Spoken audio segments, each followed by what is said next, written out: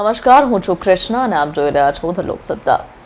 આજે જે વિષય ઉપર આપણે ચર્ચા કરવા જઈ રહ્યા છે એ ખૂબ જ અગત્યનો ઇમ્પોર્ટન્ટ વિષય છે. એવું કહેવાય છે કે ભારતમાં 2000માંથી 200 લોકોને અપ્રોક્સિમેટલી જે કાર્ડિયક અરેસ્ટ એટલે કે હાર્ટ એટેક આવે છે એનું કારણ કોઈને કોઈ પોતાના લવ્ડ વન્સનું મૃત્યુ ક્યાં તો સેપરેશન હોય છે. એવું પણ કહેવાય છે કે જે લોકો પોતાના લવ્ડ વન્સના ડેથ બાદ ખૂબ જ નમ થઈ જાય એટલે કે ના રડે ક્યાં તો કોઈ પણ રીતના ઇમોશન્સ ના દેખાડે એ લોકોને હાર્ટ એટેક આવવાના ચાન્સીસ વધારે હોય છે. આ જ મુદ્દા ઉપર ઇન ડેપ્થ ચર્ચા કરવા માટે આજે આપણી સાથે જોડાઈ ગયા છે ડૉક્ટર પૂજા, જે એક સાયકાટ્રિસ્ટ છે, અને આપણી સાથે જોડાઈ ગયા છે ડૉક્ટર કૃષ્ણકાંત, જે એક કાર્ડિયોલોજિસ્ટ છે. ખૂબ ખૂબ આભાર અમારી સાથે જોડાવા માટે. તો જેમ મેં કહ્યું સ્ટાર્ટિંગમાં, ડૉક્ટર પૂજા, આપણે તમારાથી શરૂઆત કરશું કે જે કાર્ડિયક અરેસ્ટ આવે છે એની પાછળ જ્યારે કોઈ પણ એક પર્સનના લવ્ડ વન્સનો યા તો કોઈ પણ એક મોટો શોખ લાગે છે એન્ડ દે બીકમ નમ, તો ત્યારે એવું કહેવાય છે કે કાર્ડિયક અરેસ્ટના ચાન્સીસ વધારે હોય છે. સો બેઝિકલી આપણી લાઈફમાં કોઈ બી પ્રકારનો ચેન્જ આવે છે, આપણા રૂટીનમાંથી કોઈ બી ટાઈપનું આપણને એડજસ્ટમેન્ટ જરૂરી હોય જે ચેન્જ માટે, અથવા તો કોઈ કોપિંગ કરવું પડે કોઈ ચેન્જ માટે, તો એ વસ્તુ આપણી દિમાગમાં, આપણા મગજમાં અને આપણા શરીરમાં એક સ્ટ્રેસ પેદા કરે છે. અને સ્ટ્રેસના લીધે આપણા શરીરમાં, મગજમાં બધા જે હોર્મોનલ ચેન્જીસ થાય છે, જે બાયોકેમિકલ ચેન્જીસ થાય છે, એના લીધે ઘણી બધા ફિઝિકલ સિમ્ટમ્સ પણ આવે છે. તો જેમ તમે કીધું એમ કે જ્યારે આપણે કોઈ લવ્ડ વનનું ડેથ થાય છે અથવા તો એમનાથી સેપરેશન થાય છે, તો that is a biggest and most important cause of stress. અને એના લીધે જે સ્ટ્રેસ થાય છે એ ખૂબ જ વધારે સિવિયર હોય છે. તો યુઝ્યુઅલી બી કોઈ બી સ્ટ્રેસના કારણે આપણને ફિઝિકલ પ્રોબ્લેમ્સ થઈ શકે છે. જેમ કે ક્યારેક આપણે વધારે સ્ટ્રેસફુલ હોઈએ તો આપણા હૃદયના ધબકારાઓ વધી જાય છે, આપણું બ્લડ પ્રેશર વધી જાય છે, ક્યારેક લોકોને શ્વાસ લેવામાં બી તકલીફ થઈ શકે છે, લોકોને ઘણી વખત છાતીમાં દુખાવો બી થઈ શકે છે જ્યારે વધારે પડતું સ્ટ્રેસ હોય ત્યારે. તો આ બધી સિચ્યુએશનમાં એ ખૂબ જરૂરી છે કે આપણે આપણી ફિલિંગ્સ છે તે વેન્ટિલેટ કરીએ. કોઈ બી સ્ટ્રેસને જ્યારે આપણે વાતચીતથી અથવા તો કોઈ આપણા જે બીજા કોઈ રિલેટિવ્સ જોડે શેર કરીએ ત્યારે એ સ્ટ્રેસનું પ્રમાણ ઘટે છે આપણે, અને એ જો સ્ટ્રેસ ઘટશે તો આ બધા ફિઝિકલ સિમ્ટમ્સ બી આપોઆપ રિલીવ થશે.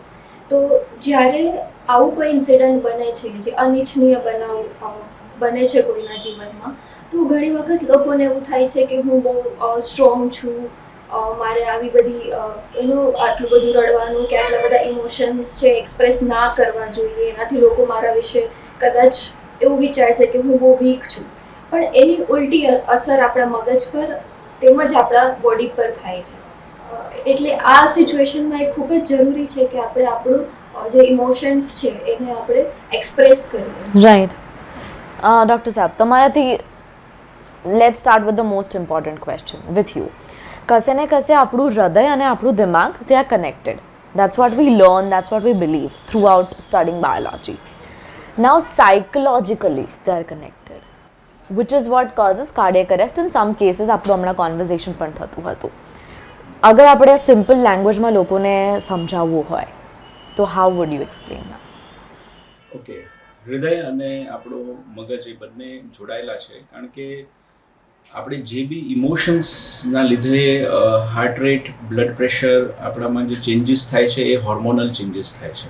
આપણે કંઈ બી વિચારીએ છીએ એની જે પ્રતિક્રિયા શરીરમાં આવે છે, અથવા એના લીધે શરીરમાં જે બી ચેન્જીસ થાય છે હાર્ટ રેટ ને બ્લડ પ્રેશર વગેરેમાં, એ યુઝ્યુઅલી હોર્મોન રિલેટેડ હોય છે. અને એ હોર્મોન સિક્રિશન, જે હોર્મોનનો સ્રાવ બ્લડમાં આવે છે, એ બ્રેઇન સાથે કનેક્ટેડ છે. એટલે if you feel stress, if you R emotionally disturb, so there are some release of hormones in the body which gives the physical and biochemical reactions in the body.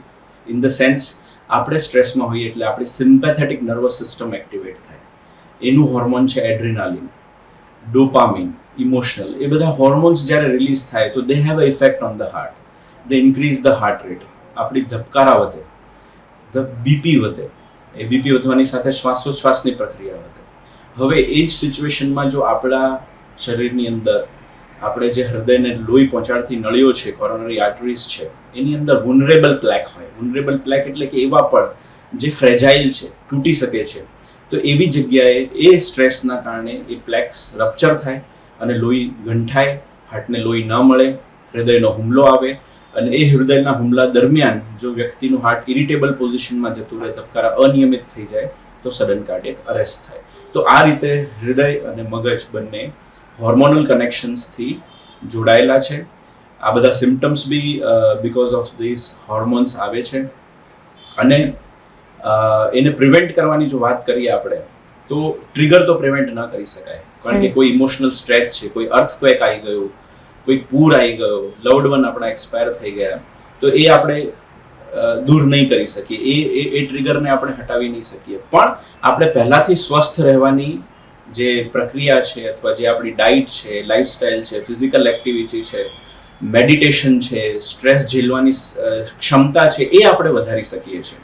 Plus જે risk factor છે, coronary આર્ટરીઝની અંદર જે પડ જામે છે, એના કારણોમાં કોલેસ્ટ્રોલનું level છે, ડાયાબિટીસનું પ્રમાણ છે, બ્લડ પ્રેશર છે. તો એ જે બધા રિસ્ક ફેક્ટર છે, આપણી ખાણીપીણી છે, આપણી ફિઝિકલ એક્ટિવિટીઝ છે, એ બધા રિસ્ક ફેક્ટરને મોડિફાઈ કરીને આપણે પહેલાથી જો સ્વસ્થ રહેવાની ટ્રાય કરીએ, તો આવા ટ્રિગર્સને લીધે થતી જે અસર છે, એટલે કે હૃદયનો હુમલો છે, એ બી કદાચ આપણે સારી રીતે ઝેલી શકીએ. રાઈટ.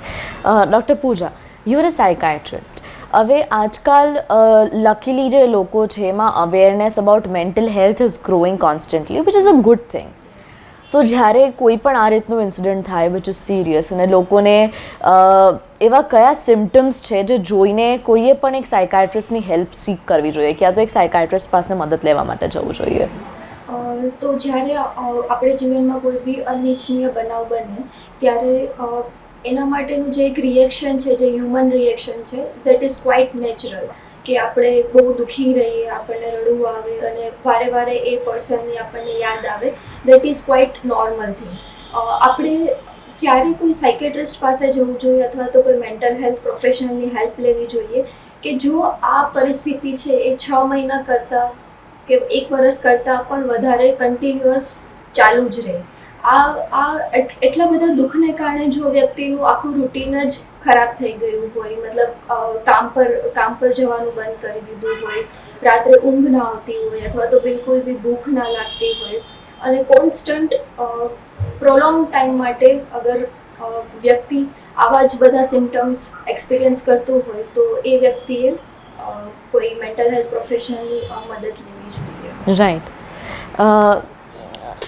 સર, જ્યારે આપણે કાર્ડિયક અરેસ્ટની ઇન પર્ટિક્યુલર વાત કરીએ, અને જેમ એ પણ સ્ટડી સામે આવ્યું છે કે 200 આઉટ ઓફ 2000 લોકોને it has happened because of their emotional traumas or whatever it is, right? હવે કઈ એવી સિચ્યુએશનમાં, બિકોઝ ક્યારેક કોઈને હાર્ટ એટેક ના પણ આવતો હોય, અને કોઈને ક્યાં તો હાર્ટ એટેક આવ્યું હોય, અને કોઈને એવું થાય કે કદાચ મને એસિડિટી છે, મને ગેસ છે, or it is just a pain. આવા કન્ડિશન્સમાં લોકો હોસ્પિટલ પણ નથી જતા, અને ઘણા બધા એવા કેસીસ પણ સામે આવ્યા છે. તો વોટ વુડ યુ સજેસ્ટ કે વોટ હેપન્સ પર્ટિક્યુલરલી જ્યારે માણસને ક્યારે ખબર પડે કે એને કાર્ડિયક અરેસ્ટ અથવા હાર્ટ એટેક આવ્યું છે? ઓકે, એમાં એક બહુ જ સરસ લાઈન છે, લિસન ટુ યોર હાર્ટ. તમને કંઈક અહીંયા અજુગતું લાગે એટલે એક વખત ચેકઅપ કરવામાં શું જાય છે? That is the problem. કોઈ લવડ વનની ડેથ થઈ હોય ને પર્ટિક્યુલરલી, ત્યારે હમણાં જ કોઈ એક્સપાયર થઈ ગયા છે એટલે આવું થાય, એવું કરીને ઘણીવાર વી ઇગ્નોર ધ સિમ્ટમ્સ. એક્ઝેક્ટલી. છાતીમાં દુખતું હોય, શ્વાસ લેવામાં તકલીફ પડતી હોય, અહીંયા ટાઇટનેસ લાગતી હોય, સફોકેશન લાગતી હોય, યુઝ્યુઅલી હાર્ટનો જે દુખાવો છે એક ભારેપન જેવો દુખાવો છે, એક હેવીનેસ છે, and it can happen from the jaw to નાભી. એટલે ઘણાને રાઈટ સાઈડ દુખતું હોય તો બી they don't seek the medical help. So these are the symptoms like dyspnoea, uneasiness, ગભરામણ, છાતીમાં દુખાવો, શ્વાસ, ટાઇટનેસ લાગવી, હેવીપન લાગવું. એ કઈ સિમ્ટમ્સ તમને લાગતા હોય ને, it's somewhat uneasy in which not relieved in few seconds or minutes. At least just go to the hospital, do one ECG, and if the symptoms persist, sometimes what happens કે પહેલો ECG કદાચ normal આવે, પણ again next day if you feels uncomfortable, you can go for a second ECG. અમુક blood reports બી હોય છે જેમાં હાર્ટ એટેક પકડી શકાય, એ બ્લડ રિપોર્ટ બી કરાવી લેવા જોઈએ જો ડૉક્ટરની સલાહ હોય સામેથી. બિકોઝ સમટાઇમ્સ આવી ઇમોશનલ સ્ટ્રેસમાં વી કેન નોટ આઈડેન્ટિફાય કે ધીસ ઇઝ અ પર્ટિક્યુલર ખાલી ફિઝિકલ રિએક્શન્સ જ છે કે ખરેખર પેથોલોજીકલ હાર્ટ ઇન્વોલ્વ થઈ ગયું છે આપણે. સો ડોન્ટ ઇગ્નોર યોર સિમ્ટમ્સને ઇગ્નોર કર્યા વગર just go for a checkup if you are feeling very uncomfortable. That is the strategy to prevent that. અને હાર્ટ એટેકમાં એવું છે કે જેટલું વહેલું આપણને ખબર પડે અને જેટલી વહેલી ટ્રીટમેન્ટ થાય એટલું હાર્ટ આપણું ડેમેજ થતું અટકાવી શકાય. કારણ કે હાર્ટના મસલને એવું છે કે જેટલું વહેલું બ્લડ સપ્લાય પાછું મળે એટલું એનું ફંક્શન પ્રિઝર્વડ રહે છે. હાર્ટ એટેક આવ્યા પછી આપણે 12 કલાક 24 કલાક પછી એની ટ્રીટમેન્ટ ગેટ કરીએ તો એટલી બેનિફિશિયલ નથી, પણ within 1-2 hours if we get a treatment of heart attack then our heart becomes again functioning normal, એને ડેમેજ નથી થતું, એના ઉપર સ્કાર નથી થતું અને આપણે એક હેલ્ધી લાઈફ જીવી શકીએ છીએ. Right. So listen to your heart and get a checkup done early if you are feeling Right. One last question, but an important question.